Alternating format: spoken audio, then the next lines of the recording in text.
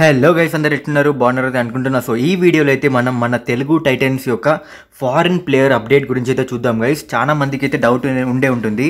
మన తెలుగు టైటన్ క్యాంప్ ప్రతి ప్లేయర్ అయితే జాయిన్ అయిపోయాడు. కాకపోతే మన ఇద్దరు ఫారినర్స్ అయితే ఇంకా మనకి ఎలాంటి ఫొటోస్ కానీ వీడియోస్ కానీ ఎలాంటి వీడియోస్ బయటికి రావట్లేదు.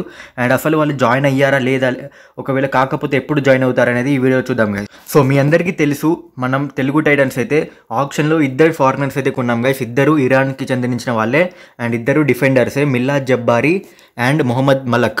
సో ఇతనైతే మొహమ్మద్ మలక్ అండ్ ఇతనైతే మిల్లాద్ జబ్బారీ. మీ అందరికీ తెలిసి ఉంటుంది మిల్లాద్ జబ్బారీ, ఎందుకంటే అతను లాస్ట్ సీజన్ కూడా ఆడాడు మన టీంకే. సో వీళ్ళైతే ఇంకా నాకు వచ్చిన అప్డేట్స్ ప్రకారం అయితే వీళ్ళైతే ఇంకా టీంని జాయిన్ అవ్వలేదు గైస్. మొహమ్మద్ మలక్ అయితే బీచ్ కబడ్డీ టోర్నమెంట్లో బిజీగా ఉండే అండ్ మిల్లాద్ జబ్బారీ గురించి ఎలాంటి అప్డేట్ లేదు. కాకపోతే అతనైతే టీం అయితే జాయిన్ కాలేదు.